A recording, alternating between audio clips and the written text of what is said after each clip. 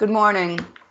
This is the Plan B public hearing of the Chatham Conservation Commission being held on Wednesday, August 24th, 2020, in accordance with the provisions of the Mass General Law, Chapter 131, Section 40, the Wetlands Protection Act, and the Town of Chatham Wetlands Protection Bylaw, Chapter 272. It's being broadcast live on Channel 18 and recorded for the archives. Today's hearing is being conducted via remote video conference pursuant to Governor Baker's emergency orders prohibiting the gathering of large groups of people. Every effort has been made to ensure that the public can adequately access the proceedings as provided for in the order.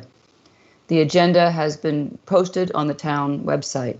My name's Janet Williams, and as chair of the Conservation Commission, I'm opening this hearing at 9:31 a.m. A reminder that persons watching on Channel 18 who would like to participate in this meeting while it's in progress may do so by calling the phone number that's displayed on the screen.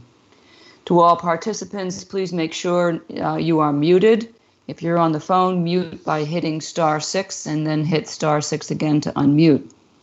As we consider each matter, I will ask for questions and comments, first from commissioners, then from participants on the call. Please indicate you wish to speak by unmuting and stating you wish to speak and wait to be recognized. All commission votes today will be by roll call vote, and so that we have a record of a quorum of the commission members attending today, I'll now ask each commission member to indicate their presence on the call by stating their name and present. Commissioner Kitts. Hi, I'm here. Commissioner Rawls. Bob Rawls is here. Commissioner Delvecchio. Commissioner Delvecchio is here. Commissioner Clark. Clark here. All right, thank you. So our first act this morning is to move to executive session as indicated on the agenda. Commissioner Rawls? This is Bob Rawls. I move that we enter executive session. Kitts, second. All right, roll call vote to enter executive session to discuss strategy with respect to pending litigation. The chair, I have determined that open meeting may have a detrimental effect on the litigating position of the public body. This executive session will return when it is concluded to open session. Roll call vote on the motion. Commissioner Kitts? Aye. Rawls? Aye. Delvecchio? Aye. Clark? Aye. I vote aye. So at this point, commissioners, please log off of this link and log on to the executive session link. And I'm going to cross my fingers and hold my breath and hope to see you all there in a few seconds.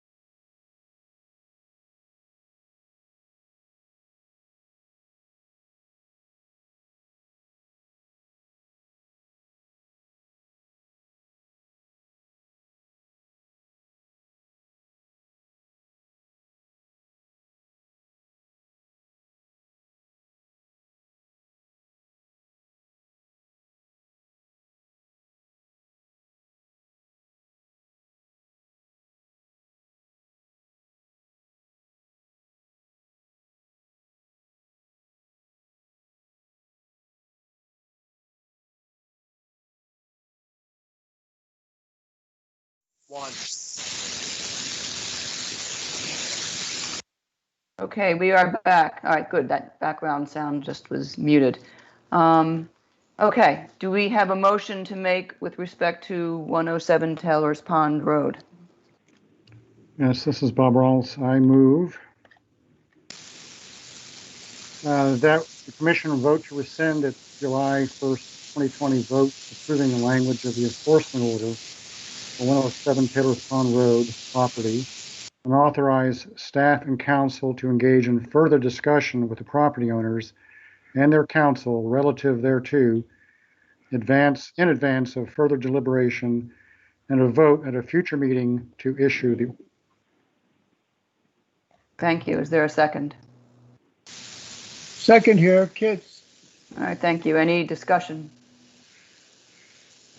All right, roll call vote to approve the motion. Commissioner Kitts, Aye. Rawls, Aye. Delvecchio, Aye. Clark. Aye. I vote aye as well. Unanimous vote to approve the motion.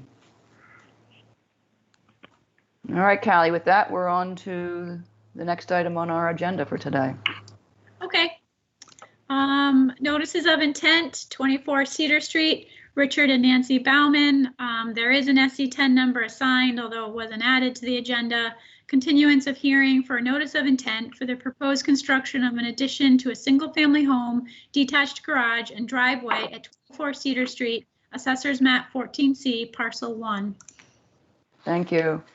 Well, we were in the midst of reviewing this, but none of that counted. So just a quick review. We did receive the revised materials with the revised site plan that moved the limit of work, added the note about backfilling, corrected the area chart, submitted a variance request for the temporary disturbance to the non-disturbed zone during construction, and also received a revised mitigation plan showing the relocated garden and identifying an ornamental shrub to be removed. And I see that both David Clark and Phil Cheney are on the call today. Gentlemen, would you care to summarize any more about what those changes did, even though you did it before? Clark here. Good morning. David Clark here. Good morning. I have nothing further to add, but I think Phil might have some comments. Okay. Bill Cheney here, and I have just wanted to reemphasize the primary changes included a note for some existing trees to remain on the southern mitigation area. Okay. And also, I included the note about delineating that area with either stones set in the ground or a one rail high fence, leaving it to the client's discretion. Okay. Questions or comments from commissioners on the revised materials? I have a question. Yes, Tom, go ahead. I guess this would be for David. I noticed when you were calculating the no disturb zone, you took the measurement for the start, so to speak, from the BVW. Why didn't you use the top of the bank? We're calling it one and the same in this instance. Well, I look at your drafting, and I see that the top of the bank appears to be about, I'm going to say roughly 10 feet to the east of the BVW, which would shift the no disturb zone 10 feet over to the east of where it currently appears on your landscape or your site plan. I don't think they're the same. We show. I'm not sure I follow what you're saying, but the 50 and the 100 are measured from the top of the bank on this plan. Okay, well, I've measured it out, and in fact, it's not 50 feet from the top of the bank. So, I mean, we have a disagreement on that point. Yeah. And you say that in the lands in the site plan itself, you say 50 feet from BVW. The BVW, to the extent that it might be close to anything on the bank, appears to be, at least as it appears on your plan, you have the bottom of the bank basically at the edge of the BVW. I'm going to assume that the word swamp really means BVW. So there's about, I think you need to move your delineation of the no disturb zone to the east by at least 10 feet. I don't think you're correct. We're calling the top of the bank. In my narrative, like I said, the top of the bank is one and the same as the BVW. Okay, but that isn't what your site plan shows. At least the one I have. I don't know if you've updated it in the last 24 hours. I have not. No, it says 50 feet from BVW. So can you make that change, David? It's one and the same. I think I spelled that out in the narratives, but if you want me to change the site plan to say BVW, I'd be happy to. Well, BVW and top of bank, so that it's clear that, because on the, it's not clear by the, that the BVW comes all the way up the bank and ends at the top. Okay. Would that satisfy your concerns, Tom? No, I think the non-disturb zone is misindicated on the site plan. If it's measured from the top of the bank and at the top of the 50-foot calculation is shown, where do you base the belief that that's incorrect on? Well, just okay. Listen, I'm just going off what the site plan shows, okay? Yeah. And that gets incorporated into our documents and all that kind of stuff. Right. The site plan doesn't show that to be the case. The site plan shows the BVW, which I'm equating with the phrase approximate edge of swamp, as being equivalent to the bottom of the bank. It's not the top of the bank. The top of the bank is approximately 10 feet, maybe 12 or 14 feet further to the east. Therefore, the no disturb zone should be moved. But do you see at 10 or 12 feet to the east? That's all. I hear you, but I'm looking at the line that extends just to the back of the new garage, the 50-foot minimum line, appears to me to be extending from, well, at that point, the top of the bank and the edge of the BVW do appear to be very, very, very close, but the line is connecting to that top of bank line, not quite going further over to where the edge of the swamp is, that line is indicated. So if it's measured properly from the top of the bank,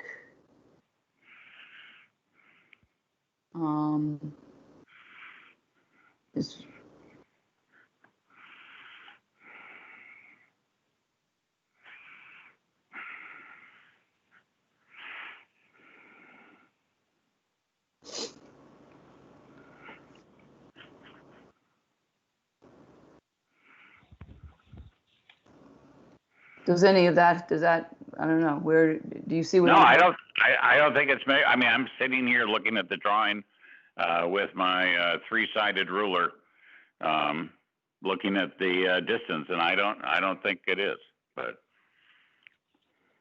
okay, I think it's mismeasured and misshown on the plan.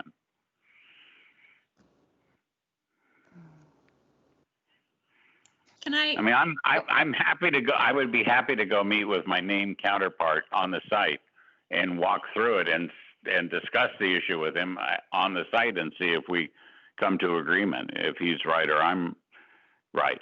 I mean, I'm not trying to, I'm not throwing down a sword or anything. I'm just saying this is just something that I saw when I was looking at the plan, and I thought it needed to be corrected. That's all. No big deal. Okay, Callie, what were you going to say? I guess I'm wondering to Tom through the chair, is there something that we can resolve what would you like to see on the site plan? Would you like to see the 50-foot line for the BBW and the 50-foot line for the coastal bank? Because I think it wasn't David representing that they're one and the same. Well, he's saying that, but it doesn't show it on the plan. So are you asking that his plan be updated to reflect that, or are you second guessing? Are you disputing even the delineation line? I'm just trying to parse out how we could come up with a solution here. Well, I'm just saying that the line where he shows the 50-foot, basically defining the no disturb zone, that Morse code looking line that goes up the middle of the property. I'm thinking that is 10 feet, roughly speaking, too far to the west of where it should be. In which case, that would encompass, the practical effect is it would encompass more of the garden. It would encompass some of the garage. It would probably pick up part of the proposed addition to the house as being, well, in the case of the garden's already in the no disturb zone, but in case of the garage and the addition, they would be encompassed in there. Therefore, when he asks for a variance, it should include those two items. That's all. It's no big deal, but I think to be properly designated and voted upon, the variance should include at least the fact that the no disturb zone includes part of the new garage and part of the addition to the house. That's all. David Clark here. The plan is accurate. I'm not sure what plan Commissioner Clark is looking at. Is it a plan that was prepared by this office, or is it a plan that you printed out yourself? How would I print out a plan myself? No, David, it has your name on it, and it's submitted by you. Plan? Huh? Did you get the plan from the annex?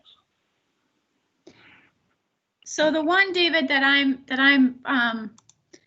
showing or showed, and I can show again here, just give me 1 second, here is a plan that's dated August 12th, 2020. It says relocated work limit further away from BBW, added note for backfilling. Yep. Is this the one that you're looking at? Is Commissioner Clark scaling off a plan that was printed from a PDF, or is he scaling from a plan that was submitted by Clark Engineering to the annex and picked up the plan at the annex? Actually, both. Okay, you cannot use a PDF plan for scaling unless you double check the scale, because PDFs do not reproduce accurately. And second of all, the commission has had this plan for over 4 months, and we are minutes away from closing the hearing, and you bring it up now. I stand by the plan. It's 100% correct. I don't know what you're scaling. I just opened up the digital copy in my computer. All the lines are offset properly. I can't say any more than that. So I ask the commission to close the hearing and accept the plan. Phil Cheney speaking here as well. I'm also looking at the digital plan, and the lines are accurate from the top of the bank. Okay, well, I have to admit I'm going off your paperwork. So both the drawing that was submitted and the documents that were submitted electronically. And David, just so you know, I didn't wait to the last minute to do this. This is the first time we've had a hearing on this. This is the first opportunity I've had to discuss it. So it's not like I'm trying to sneak something up on you. Please don't think that, because I certainly am not. Well, this is actually the second hearing. And again, if you had a question of the accuracy of the plan, you could always submit your question through the chair or to Callie. I think we're sort of getting down a Okay. rabbit hole here. Yeah. It's possible to Yeah. maybe reframe the discussion into something about if other commissioners have any questions or comments, or if we want to go ahead and close the hearing. I just think we're getting down a bit of a rabbit hole here. I agree. I think that to the extent that there's any confusion on the plan about where the end of the resource area lies, it's clear that the top of the bank is to, if it diverges from the BVW at all, it diverges to the east. And so if the measurement is taken from the top of the bank, that would be the easternmost portion of the resource area, which would put the no disturb line where it is. If it's to the extent to which there's any confusion about whether it's accurately 50 feet, I can't speak to that because I assume that the engineers know what they're doing and they perform their calculations appropriately. Does anybody else have any issue with that? Well, then can we change the labeling? Yes, yes, so that it says 50 feet from top of bank. Right, because Yep. the BDW on the top of the bank are, at least on none of the drawings that I've looked at, are concurrent. Right, it doesn't show that they are exactly concurrent, so I would say that if you change it to 50 feet from the top of the bank, you've captured the easternmost line. Yeah, that's all I've been trying to do with this discussion. Okay, David, can you make that change on these? Yes, I will. So that 50 and 100 are measured from the top of the bank. Any other questions or comments? All right, do we have a motion then, if we are concluding the discussion of this matter, to schedule it to go to the work session on September the 2nd for a review of an order of conditions? Yes, Bob Rawls. I move that we continue this to the September 2nd work session to construct OCs. Kits, second. Thank you, gentlemen. Roll call vote to continue this to the work session on September 2nd, assuming and with the assumption that David will make those changes well in advance of that, and we'll have a plan of record to work from for the work session. Commissioner Kitts. Aye. Rawls. Aye. Delvecchio. Aye. Clark. Aye.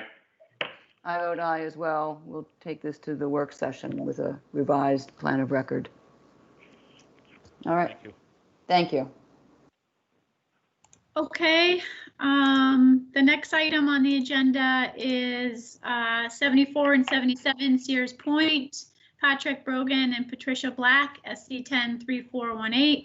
Continuance of a hearing for an NOI for the proposed construction of a new driveway to existing guest house, implementation of a land management plan for invasive species control at 74 and 77 Sears Point, Assessor's Map 11A, parcels 10B and 11. Revised plans were received.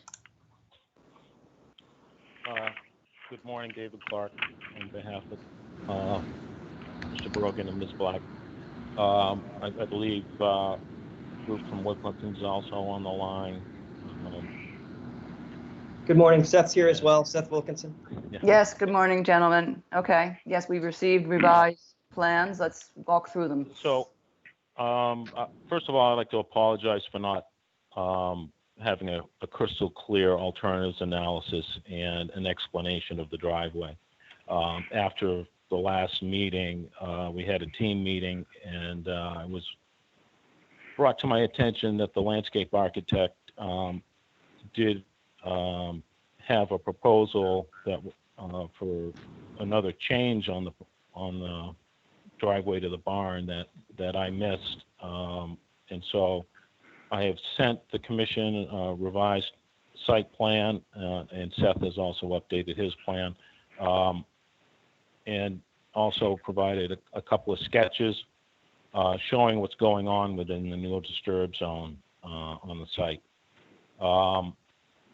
Starting with what the existing conditions were before any site work got started, even under the old order. The driveway to the barn had a turning area or a parking area that went over the no disturb zone line and into the 50 to 100. So the area we're talking about for this new driveway to the guest house is the alterations within the no disturb zone. Are within an already disturbed area. And then looking at the sketch plan of the comparison of what's approved under the existing order versus what we're asking for now, what I show in brown There you go. That's is what's not to be constructed under this current proposal. And what's shown in green is the net difference of what we're proposing under this new notice of intent. So actually within the no disturb zone to the vegetated wetland, the old bog, there's actually a 150 square foot net reduction. So that's where we stand now.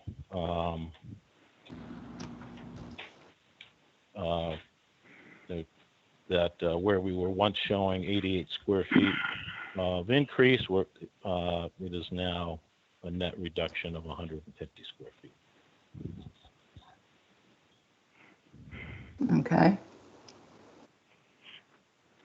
And Seth, do you want to, I think we did talk about the addition on the far side of the barn area along the edge of the BVW to add that additional restoration. Yes, thank you. For the record, Seth Wilkinson Ecological Design. We've expanded the mitigation to incorporate not only where the Japanese knotweed is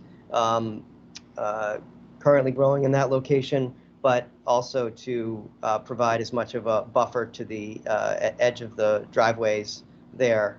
So you're getting about an additional 200 square feet of mitigation above and beyond the 150 square foot reduction from the last concept. After the last hearing, we went back to the drawing board and just found what we feel is an even smaller footprint that can work for this property. And so I think it's a win-win for all parties. Okay, thank you. Questions, comments from commissioners? Okay, I'll step in. Go ahead, Tom. David's going to feel like I'm picking on him today, which I'm not. All right. This is my 2 cents worth. I don't think, at least where we are at the moment, that a 4.03 variance would apply to this, can be applied to this project. Let me explain why. And because everybody already knows that I don't think 4.03 is valid because it contradicts 272-4.b and 272-8.b. But anyway, here's the way I look at it and how I think what the solution might be. I would start out looking at the preamble for adjacent upland resource, and I'll be very brief, Jan. Okay, go ahead.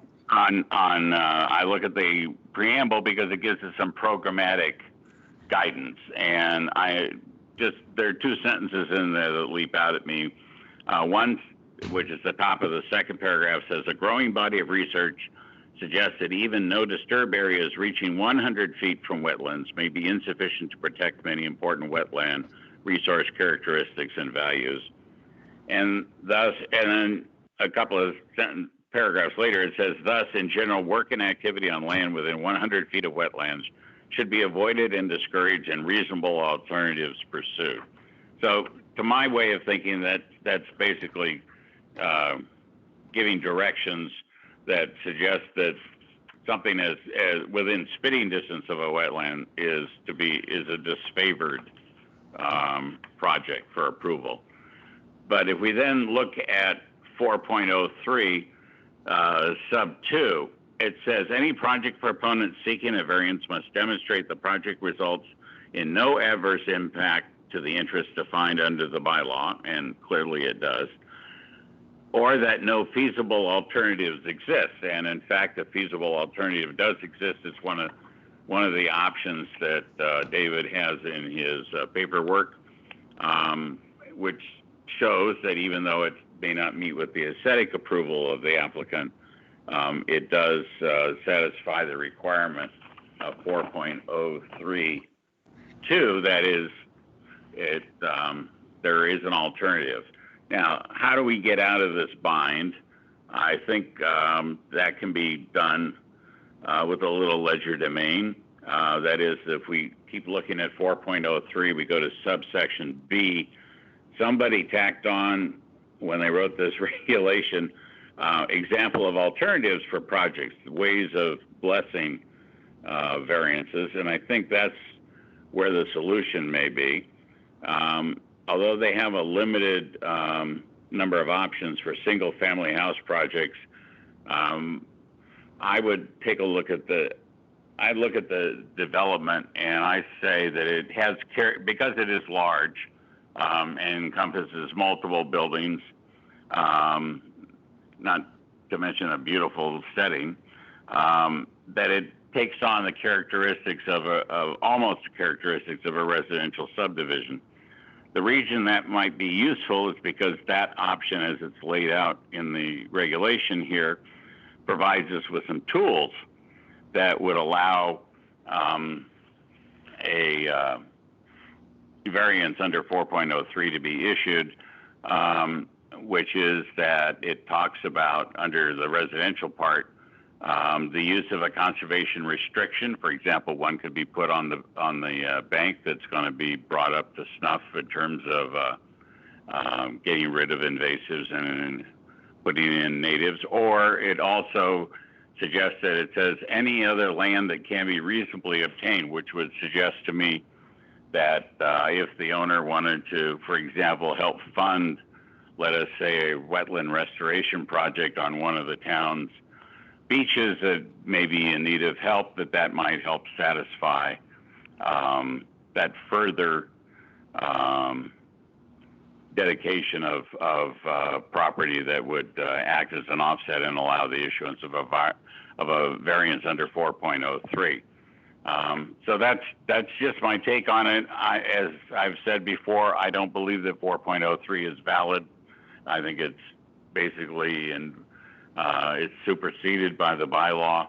But if I were an advocate for the validity of 4.03, that's the approach I would take that would allow the project to go forward and the variance to be granted if the applicant was willing to do a little bit more that would fit into the number of options that are available under a so-called residential subdivision.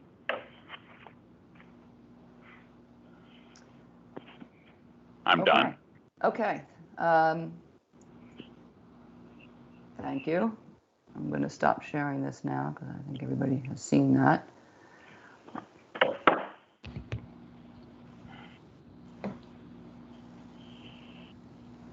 Other commissioners? Yeah, this is Bob Rawls. This one presents a bit of a technical challenge. It's similarly to, I think, how Tom is looking at it, in that the variance language allows a variance if there are no reasonable alternatives. The applicant has already presented what appears to me to be a reasonable alternative, but has not necessarily given us a reason why it's not acceptable. It sounds to me like they're saying that it's not preferred. But I guess I would like to hear something about why it's not acceptable. I'm in favor overall of the trade-off between the large amount of mitigation that's being offered, even though I wish it had been offered when the project had originally been proposed instead of now. I just don't want us to get into a situation where we are offering variances in exchange for mitigation when the alternatives were also acceptable. Several words come to mind, and none of them are, I'm not going to say any of them in terms of how it appears. So I'm, as I said, I'm in favor of the project, but I think we need to find out how technically and to be consistent, we could approve this variance without setting a precedent for other applications who perhaps don't have the means to offer a large scoped mitigation in exchange for something that relatively minor that they want. Madam Chair, this is Seth. Can I Yes, respond to that? yes, go ahead. Dave may want to speak to the particulars, but when the previous commissioner was speaking, I was thinking about the alternatives analysis, and the alternative which stayed outside of the NDZ had considerably more square footage coverage than the alternative that's before you today. To me, that seemed like that seemed important because surely in any application, folks could provide unreasonable alternatives, which you wouldn't see as beneficial. But it seems to me that this is in the best interest of the protection of these wetland functions. May I comment, Janet? Yes, go ahead, Tom. I'm not disagreeing with either Bob's comment or forgive me for not picking up your name on the gentleman who was talking about the project. Yeah. What I didn't write this this regulation, and if I did, I would be slapping myself silly for the poor draftsmanship. But the what concerns me is not the issue as you framed it, but the fact that the language of 4.03 sub 2 puts us in a box. It says, any project proponent seeking a variance must demonstrate that the project results in no adverse impacts to the interests defined under the bylaw. Okay, we know that already to not be satisfied by the placement of the potential driveway for the garage. It says, or that no feasible alternatives exist. Okay, well, because of the options that are in the paperwork, we know that there are feasible alternatives. They may be aesthetically unpleasing, but we know that they're there. So what I was trying to do by looking at this was saying that the language of the regulation itself, the subsection 2, puts us in a box. And so, which prevents us from thinking about issuing a variance.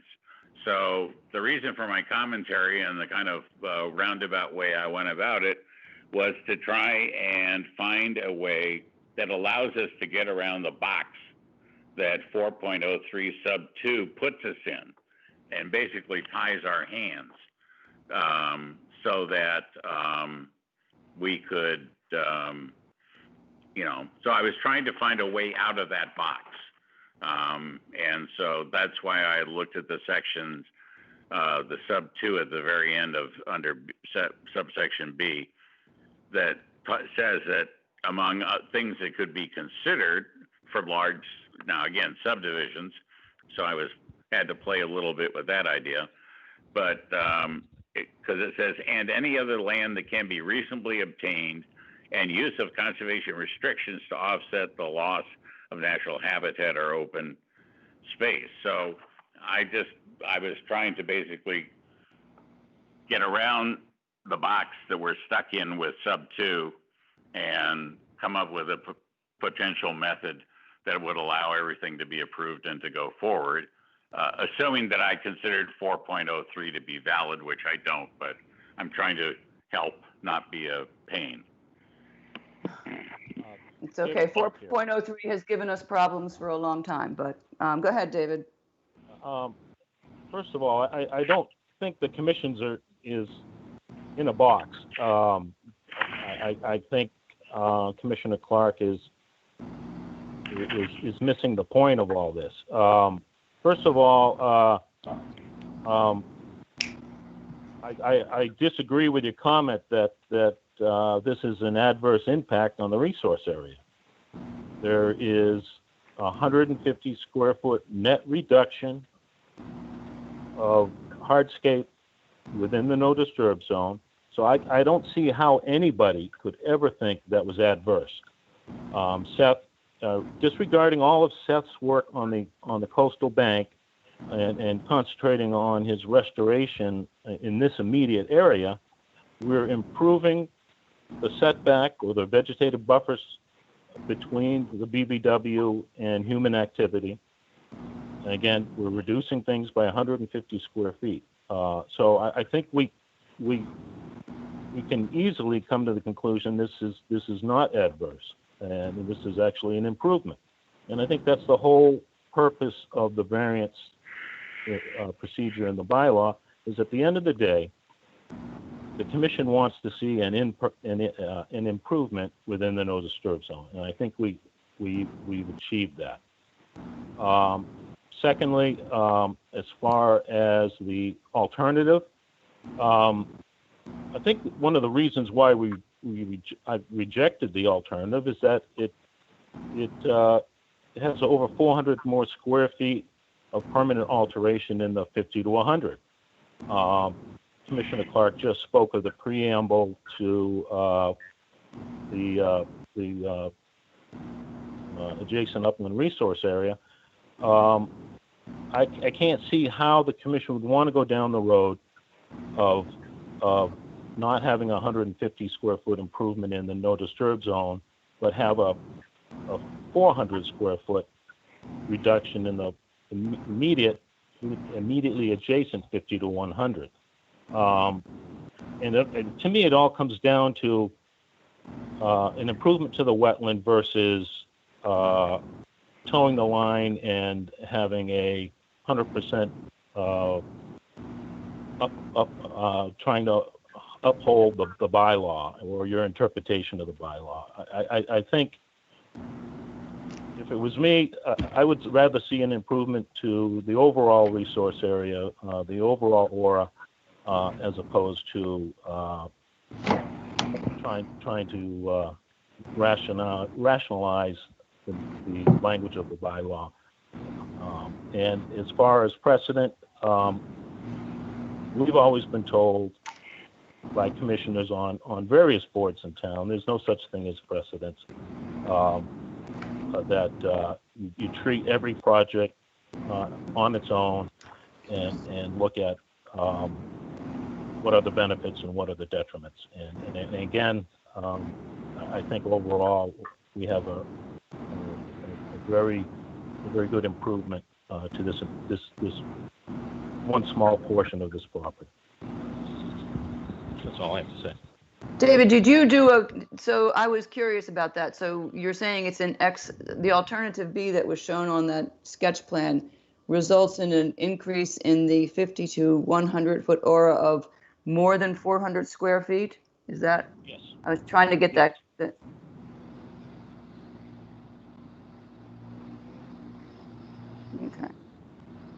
Madam Chair, this is Bob Rawls. I do want to follow up to David's hopeful comments, but we mustn't forget that there are 5 or 6 very mature trees that are coming out as a result of this request. So the mitigation is clearly compensates for it, but it'll be many years before those newly planted trees will achieve the same habitat value as the 5 or 6 that are being taken out. So let's just not forget that part of this request. Nope. So that's part of my thinking when I struggle with how do we justify approving. Yep, I hear you. And again, those trees are in the 50 to 100, and whether we go with the alternative or allow the variance, either way, those trees are being removed or are being requested to be removed. Right. I think that was Commissioner Rawls' observation and why he saw that there is being a problem, because the trees are being removed. And we have probably 4 acres of trees on this property. So I think the removal of one large canopy tree and the cedar trees are not an insignificant, but in comparison to the rest of the property, is certainly not an adverse effect. Okay.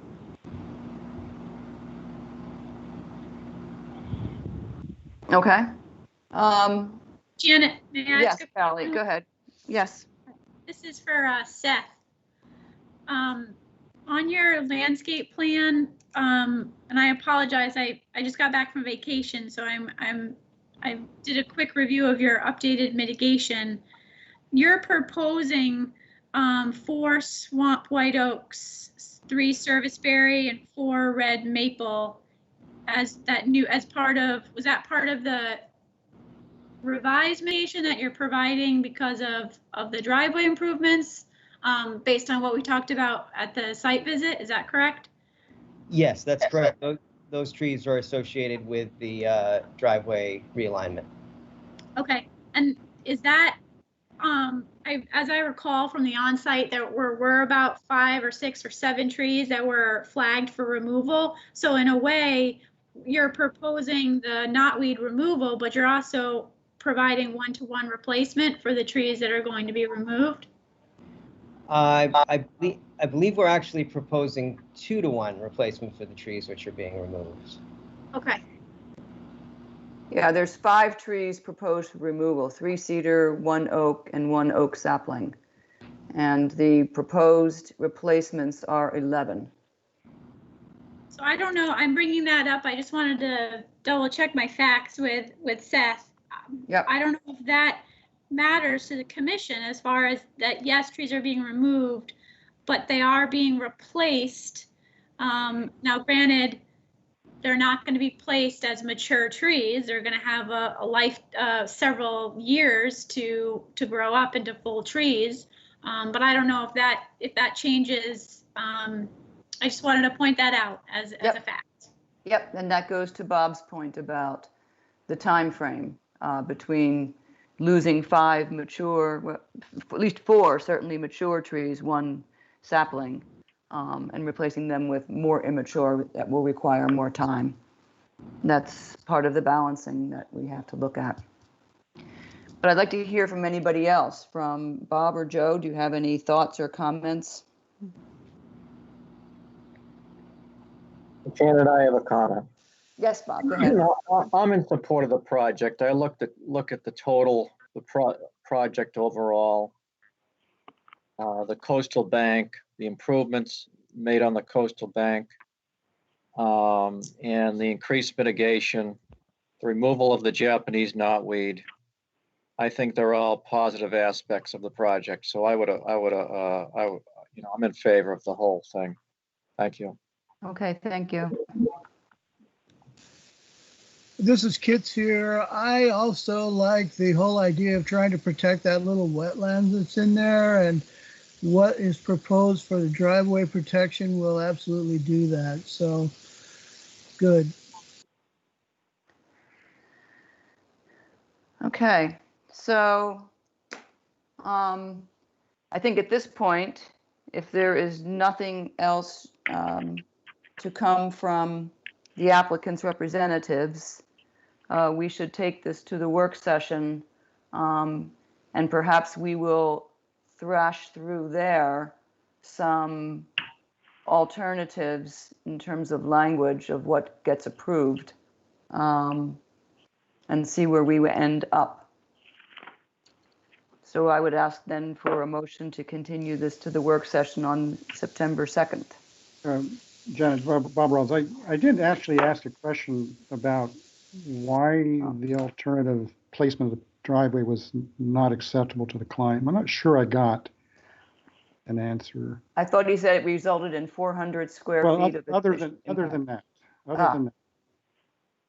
Well, the bottom line is, as Janet just said, it's the 400 square feet, and that we feel that is more adverse than the allowance of the variance. Sure, but taking that part aside, which is, his primary concern for the commission, is there a functional reason why the client would not go forward with that alternative, or could not? I don't think, as far as choice, I don't think they would go forward with it. Okay. But in other words, it's an unacceptable alternative. I would say yes, it's an unacceptable alternative. Okay, all right. So I move that we continue this to, well, I forget which, September September 2nd. 2nd for further discussion. Kitts, second. All right, roll call vote to continue this to the work session on September 2nd. Commissioner Kitts, Aye. Rawls, Aye. Delvecchio, Aye. Clark. Aye. I vote aye as well. We will wrap this up on September 2nd, one way or another, and deliberate then. All right. Thank you, very much. gentlemen. Take care. Thank you. Thank you. Okay, the next item on the agenda is field change request for 889 Orleans Road. Riders Cove Realty Trust, Nancy Bourdet, trustee, SE 103396, proposed removal of 4 feet of privet hedge at edge of Orleans Road, proposed moving crushed stone driveway away from the house. David Callie Clark D. here. The proposal is to not only move it away from the house, but move it away from the BVW in the backyard. So we're shifting it 8 or 10 feet closer to Route 28. So Callie, can you put up the, sorry, David, I just want to see the. Yeah, I'm just getting there. That's okay. We're going to wait because this helps to look at. Okay. So David, go ahead. yeah. So I believe in my cover letter, I said there was a net reduction in the amount of coverage within the 50-foot no disturb zone to the BVW as a result of this. So David, you're widening the turnout here, and you're shifting the driveway away from the house, which you've shown here. I know you've removed in a plan that you sent me, I think late on Friday, this sort of ghost, what does it say? Future driveway relocation. You've removed that. So pretty much what you see here on the plan is what you're proposing. Yes. Okay. Thank you. Questions, comments from commissioners? Clark? Yes, go ahead. This is really more of a question of law, which reflects the fact that I've only been on the commission for 7 months. Since I know this is a field change, but it's also occurring in a no disturb zone. So does that mean it doesn't need a variance? Because if this were an option, we know from having reintroduced ourselves to 4.03 that it might require a variance, whereas the field change request seems to go around that process. I don't know if I'm understanding it correctly. I'm happy to be corrected, but that was just the first and only question that popped into mind. I think a variance was already granted for the first order, the original order of conditions. I can go back in my files and check that on my computer.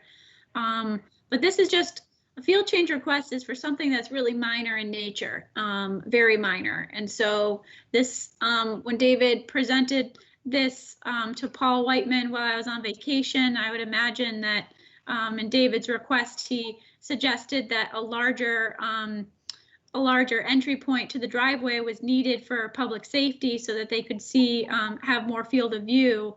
And I forget, David, remind me the reason for the shifting of the driveway. The Title V system's been installed, and so during that construction activity, the old driveway was severely damaged. So when the area was restored, the contractor restored it in accordance with the approved plan under the NOI. And so the applicants have lived with that driveway change for several months now and find it's too close to the house. And so they want to shift it to the north. Okay. So Tom, in answer, I think Callie correctly said, I recall we did issue a variance for this project for the construction of this driveway. Okay, well, that solves the problem. Yep, and normally a field change request can be approved by the agent in the field. When there's any question about the impact of that request, it's brought to the commission to review, which is what Paul did in Callie's absence, and that's why we're going to vote on it today. Because it's a little bit more significant than just a quick change in the field. I'm happy to see some more of that privet being removed. And I think the net result overall is a reduction in impact and a benefit to the resource area. Plus, there's absolutely no doubt that it's a benefit to public safety, because a couple of times I visited that property, coming out of that driveway always unnerves me.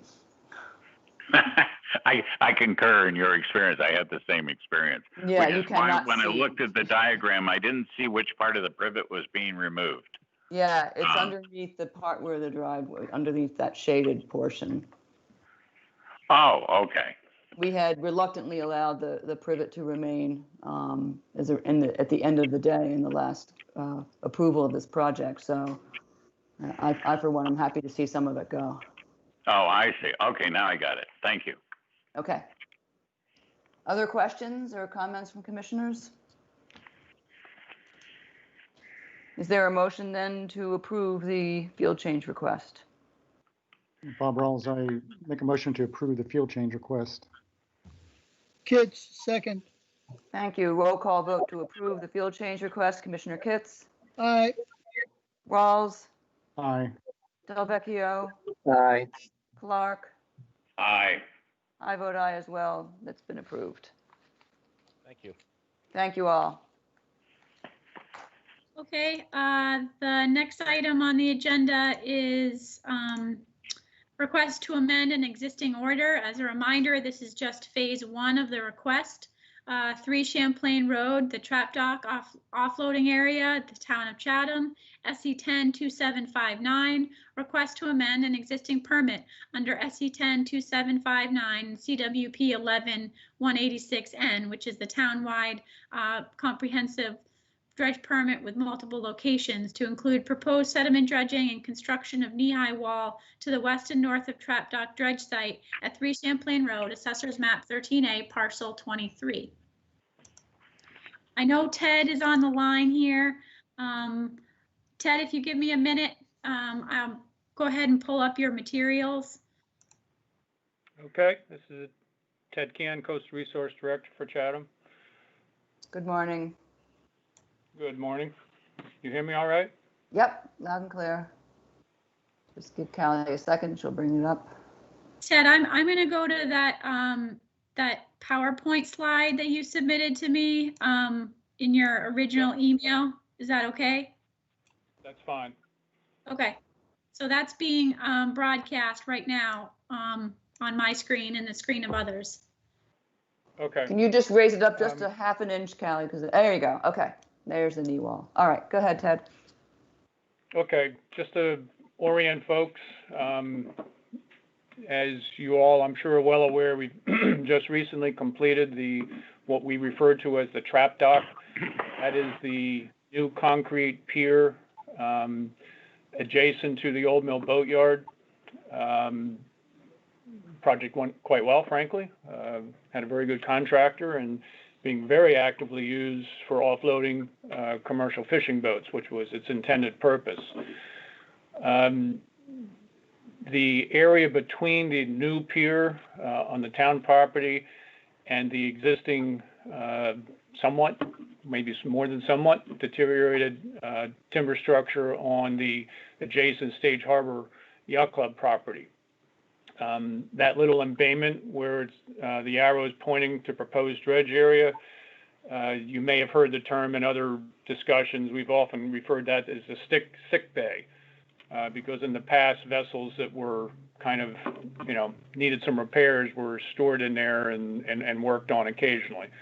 Now that the new pier is completed, that is becoming a very desirable and active fish offloading berthing area temporarily, moving in there and offloading fish.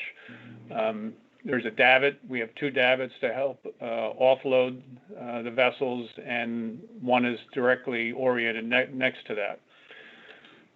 So as the commission is well aware, I believe, there is a large comprehensive dredge permit that the town established a number of years ago. The intent of that process was to throw all of our basic dredging areas under one umbrella permit so that we don't constantly change and have all these individual permits, running separately. The goal was to have that permit available for amendments as needed, as new projects come on board or changes to existing projects need to be done.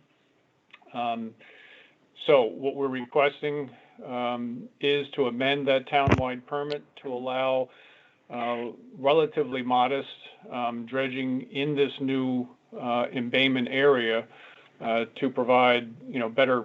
Vessels are grounding out, frankly, now. They typically will go bow in. It's a little bit deeper to the stern area, the outboard area, but nonetheless, the vessels are still grounding out in that area. The other component, on that front, dredging approximately to 6 feet. We may not even dredge the entirety of it. We don't necessarily need the inside area, but we're proposing to dredge the entirety in the permit for 6 feet. That's approximately 250 cubic yards, which is a relatively small volume. It would be dredged mechanically. That material will be moved off-site and disposed of in an upland site. Even though the material is predominantly sand, it's really not the kind of material that I would want to typically use on any of our town beaches. I may have a difference of opinion once we see it come up, and if it's better than I think, then we could use it at some of our existing disposal areas throughout the town. The other component to it, and this got awkward throughout the whole planning and development of the project all along, and it's the area or the lines shown in yellow. That is what we refer to as a knee wall. When we permitted the original structure, the blue line, which is essentially a mirror image of the proposed in yellow, is an existing knee wall that we permitted as part of the original project for the sole purpose of, reducing, infilling, both if we were to dredge in this existing space, as well as in the adjacent area next to the floats at the Old Mill Boatyard, because we are seeing sediment migration toward that area as well. When we were coordinating with the Yacht Club, when they were part of our overall project, we had proposed to include this, but when the 2 projects became separated, we really couldn't include that into their project because we really didn't know when and if that pier was going to come out. So it kind of got, moved off that plate, if you will. Now that they are in the near future moving forward with their project, we feel that this is, we have an opportunity to do something that we frankly wanted to do all along, and that is to include this separate knee wall, basically down to the mud line. You really, once it's enclosed with the pier on top, you really don't even know it's there. And the entire and sole purpose is to reduce shoaling and infilling of the dredge footprint. In that way, we hope that we will actually, which is something we always try to do it when and if possible, to lessen our dredging and have it, perform less frequently, and then whatever disturbances occur with it. So that's what we're, in a nutshell, that's what we're proposing. Amend the existing dredge permit to allow the minor deepening in the berthing area, as well as install the knee wall. We are well aware that licenses, structural licenses, Chapter 91 license will need to be obtained for both projects, but the license itself for structures would need to be modified to include the knee wall. And we are coordinating with Chapter 91 to see the best process for that. It is likely that the Yacht Club's license would be the vehicle to be modified, and the yacht club is aware of our interest to do this, but we haven't, finalized exactly how that process will proceed. But that would be required prior to doing anything with the knee wall itself. So with that, I'll let the commission ask any other further questions. But again, this is simply phase one to get us to, the more formal, amendment request. Right, and thank you for that. Thank you for the presentation, and thank you for that reminder, because as I was drilling into the details, I have to pull myself up short and remember that this is just phase one. So the only question before the commission today is the extent to which this proposed amendment is related in substance to the order of conditions, which is the townwide dredge permit. And this is a request to add an additional dredge location. Ted, before I open up to other questions, is there a need to amend either of the orders of condition for the construction of the trap dock, or will Stage Harbor Yacht Club require an amendment to their order of condition to do this? It's my understanding, based on our consultants, guidance to me, that it would be our dredging, from a Concom perspective, it would be our dredging permit that would address the impacts of the knee wall, if you will. Mm-hmm. As I indicated, the license to actually install a structure in this location, in jurisdiction of Commonwealth Tidelands, would require modification of, presumably, the yacht club's Chapter 91 license. Okay. So I don't know if I answered that question totally. Yeah, I think it's a little confusing, but I think that the trap dock construction project is completed or close to being completed. Go ahead, Callie.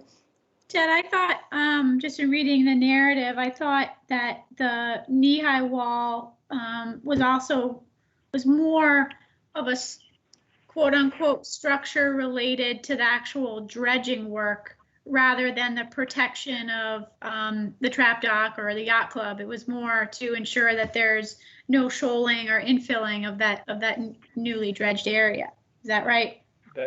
That is exactly right. I mean, we would not be proposing the knee wall if it were unrelated in any way to the dredging. And again, that's why the consultant recommendation was to make it, relative to the dredging permit as a standalone. Yep, that makes sense. Okay, questions or comments from the commissioners on this phase one? Bob Rawls. So I'm in favor of it, and we'll vote to allow it to go to phase two. But we're essentially approving dredging, not necessarily the knee wall. I was a little confused about that. No, I think you're approving both. Both. No, we don't. Whose knee wall will it be? It would be the town's responsibility for installation and maintenance. It is our knee wall for our purpose. Well, I mean, technically, it would serve the yacht club indirectly, if you will, because they will still have access to that same area. But it is a structure for the purpose of reducing shoaling and infilling of the area that we are proposing to dredge. It would be our responsibility. We would have to have arrangements and in some way understanding with the yacht club about the legalities of that. But it is our wall. Okay, but you think that their Chapter 91 would need to be modified? That's our understanding based on the discussions we've had with the state Chapter 91 folks to date. Okay, all right. It gets a little confusing at times when you think about property bounds. In essence, it's on nobody's properties. Similarly, like our pier, once you extend out beyond, say, low water, it's not our property either. It's state tidelands, and you get the permission through the Chapter 91 process to construct structures in Commonwealth jurisdiction. So given the obvious location of the knee wall, within their license footprint of their structure, it was recommended that it would be their license be more appropriate to be amended, you know, down the road here. Okay, Okay, not all right. trying to confuse this topic too much. That's No. clear as it can be, I guess. Yep. Other questions or comments? Okay, is there a motion to approve the request, the phase one request for an amendment? Bob Rawls moved to approve the phase one request to the amendment. Kitts, second. Thank you. Roll call vote to approve the phase one request. Commissioner Kitts, Aye. Rawls, Aye. Delvecchio, Aye. Clark. Aye. I vote aye as well. We approve phase one. We'll get this scheduled for a hearing as soon as we can to get to the phase two before we forget these details. Oh, Yeah, I think, and- Janet, normally, if there's any, normally phase two is dictated by the applicant, not by the commission. Yeah, no, I know. We're not going to do anything until they submit their phase two part. Yep. Yep. Are there some target dates that I should be thinking of? Because I am anxious to get our Yep. consultants ready to submit, you know, immediately. I have been told that the hearing for September 9th is full, which would put us to September 23rd. Okay. I've got to get the abutters notices out right away, so I will target the 23rd at this point, if that's appropriate. Yep. Okay. All right. That should Thank work. you. Thank you very much. Great. Thank you. Yep. Bye now. Okay, bye. Callie, is there anything else? No, I don't have anything else. All right. All right. Then do I have a motion to adjourn? So moved, Bob Rawls. Kitts, second. All right. Roll call vote to adjourn. Commissioner Kitts, Aye. Rawls, Aye. Delvecchio, Aye. Clark. Aye. I vote aye. This week-long, essentially, hearing is adjourned at 11:18.